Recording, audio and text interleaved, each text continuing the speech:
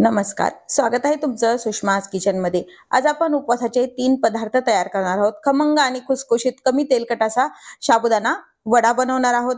त्यासोबत लागणारी चटणी आणि कढी पण बनवणार आहोत। तुम्ही ही कढी साबुदाणा वड्यासोबत खाऊ शकता किंवा मग नुसती पण खाऊ शकता। नेहमी आपण साबुदाणा वड्यासोबत शक्यतो चटणी तयार करतो, पण या पद्धतीने तुम्ही एकदा कढी नक्की करून पहा।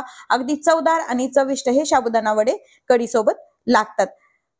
अगदी छान कढी होते। या पद्धतीने तुम्ही 2 साबुदाणा वडे ठेवून त्यावरती कढी टाकून सर्विंग करू शकता किंवा मग ही साबुदाणा वडे तुम्ही चटणी सोबत पण खाऊ शकता। तुमच्या आवडीने तुम्ही साबुदाणा वडे खाऊ शकता कढी सोबत किंवा मग चटणी सोबत, नाही तर ही कढी तुम्ही वरईच्या भातासोबत पण अगदी चविष्ट लागते।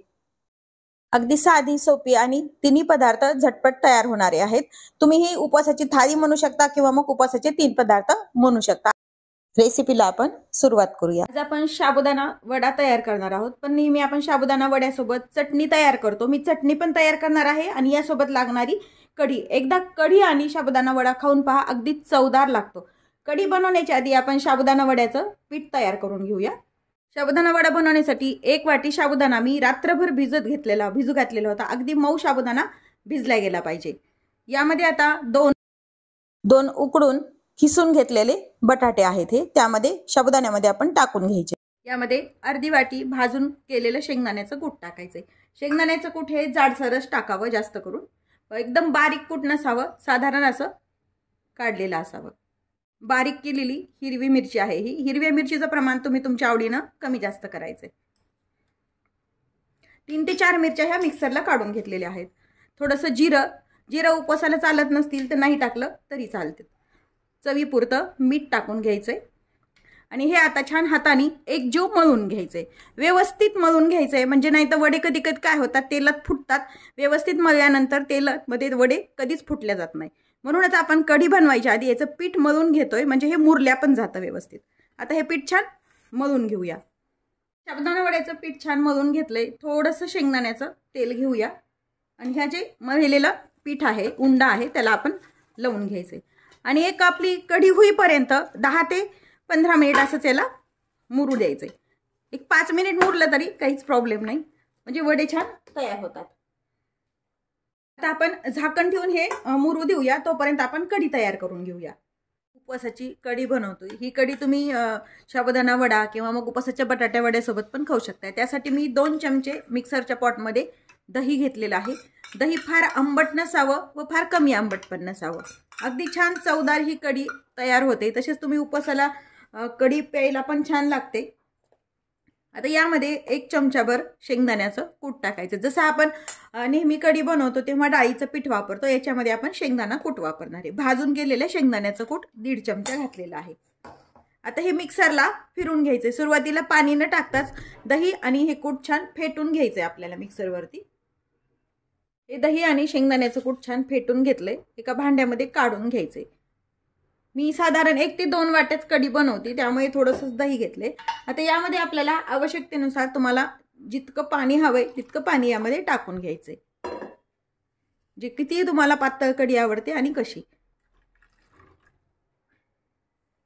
कढी तुम्ही आपली प्लेन भगर जरी केली ना, त्यासोबत पण अगदी चवदार लागते। आता हे आवश्यकतेनुसार आपण पाणी टाकून घेतलेलं आहे। यामध्ये आपल्याला फोडणी द्यायची। त्यासाठी मी गॅस सुरू करून कढई गरम करायला ठेवली। शक्यतो स्टीलचं भांड वापरा, ॲल्युमिनियमचं वगैरे भांड वापरू नका तडका देण्यासाठी, नाहीतर काय होतं आंबट पदार्थ ॲल्युमिनियमच्या भांड्यात शक्यतो करू नये।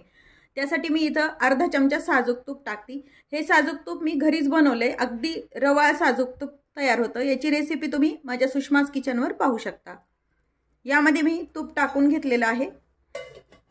तूप छान गरम झालंय। यामध्ये आपल्याला थोडेसे जिरं टाकून घ्यायचे। जिरं जर तुम्ही उपवासाला खात नसताल तर नाही टाकले तरी चालतात। जिरे छान तडतडल्यानंतर हिरव्या मिरचीचे 2 हिरव्या मिरच्या घेतल्या, त्याचे मी तुकडे करून घेतले। तुम्ही मिरचीचा ठेचा पण वापरू शकता। हे थोडंसं मिरची छान परतून घ्यायची। मिरची छान परतून झाली, हे जे आपण कढीचं मिश्रण केलेलं आहे मिक्सरनं काढलेलं, हे यामध्ये टाकून घ्यायचं।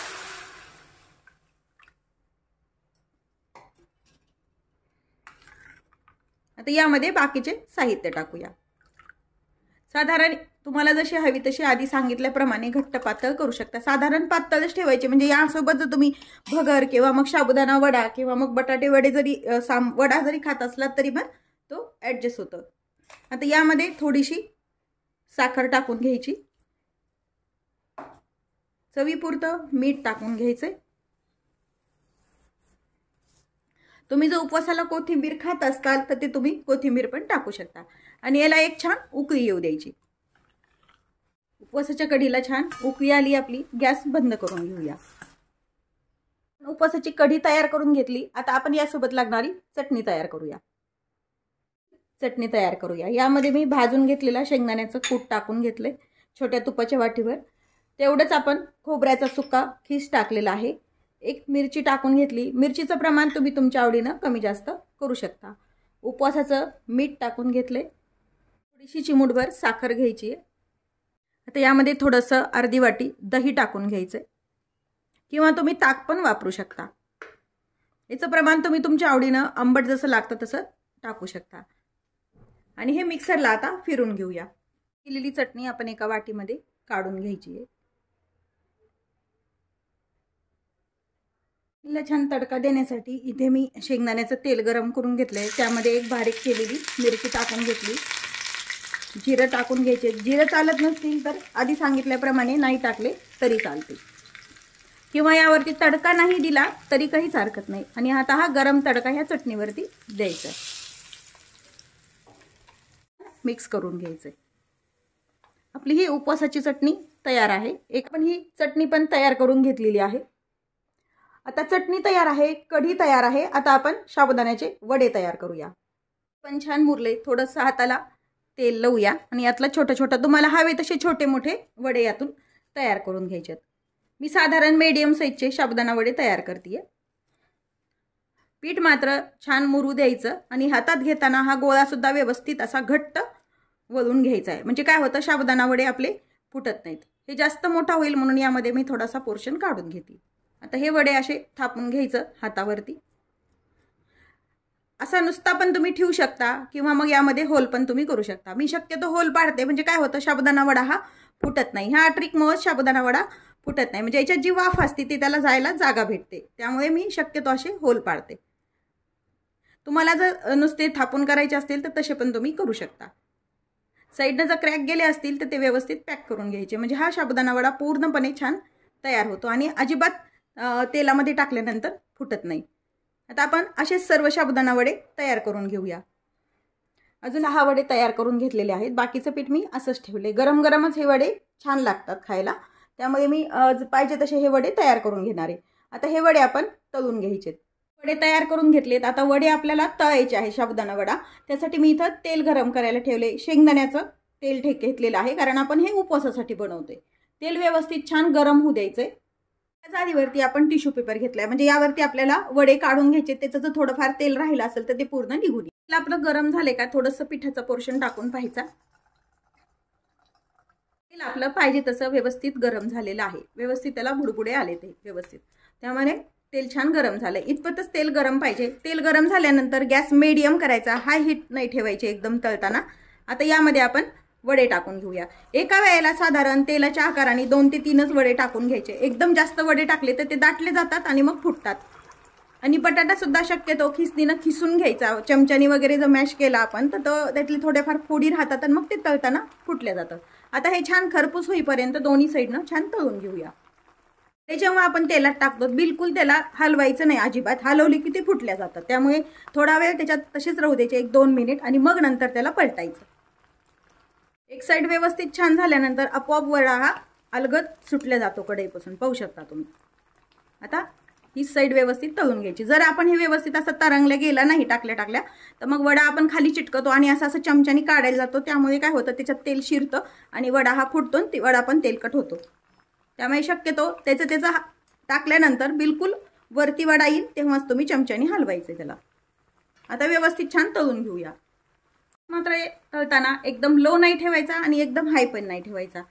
आता हे व्यवस्थित वरती तरंगून आले. दुसरी साईड आपण उलटून घेऊया, पलटून घेऊया याला, आणि मग ती पण साईड छान तळून घेऊया. यामध्ये मी हिरव्या मिरचीचं तिखट वापरले. तुम्ही लाल तिखट पण वापरू शकता. लाल तिखटामुळे छान कलर पण येतो वड्यांसाठी। आता दोन्ही साईडना खरपूस तळून घेऊया। आपला छान तळत आलाय, हलकेसे बुडबुडे पण कमी झालेले आहेत।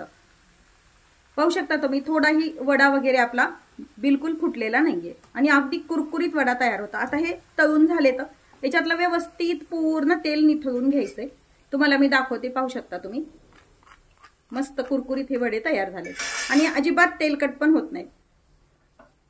वडे काढताना गॅस कमी ठेवायचा, नाहीतर इकडे तेल गरम होतं। आता हे केलेले वडे एका टिश्यू पेपरवरती काढून घ्यायचेत। असेच आपण जे शिल्लक तयार करून घेतलेले साबुदाणा वडे आहेत ते तळून घेऊया। उपवासाचा साबुदाणा वडा आणि कढी तयार आहे। अगदी कुरकुरीत पाहू शकता तुम्ही आणि कमी तेलकट हा वडा आहे। बिलकुल तेल लागत नाही हाताला, कितीही लागलं तरी, आणि थंड झाल्यावरही छान कुरकुरीत होतात। आता हे तुम्ही चटणी सोबत खाऊ शकता किंवा मग कढी सोबत खाऊ शकता। सर्व करताना कसा द्यायचा ते मी तुम्हाला दाखवतेय। सर्विंगसाठी इथं मी एक वाटीमध्ये चटणी दिलेली आहे आणि खोल अशी डिश घ्यायची। यामध्ये आपण 2 वडे घालतीये, ती मात्र आयत्या वेळेसच टाकायची वडे ठेवून, आणि यावरती ही कढी टाकून घ्यायची। जसं आपण दही वड्यावर दही टाकतो त्याच पद्धतीनं तुम्हाला हवी तशी यावरती टाकून घ्यायची। यामुळे काय होतं, वडे सॉफ्ट होतात, त्यामध्ये कढी छान मुरल्या जाते आणि चव पण छान लागते।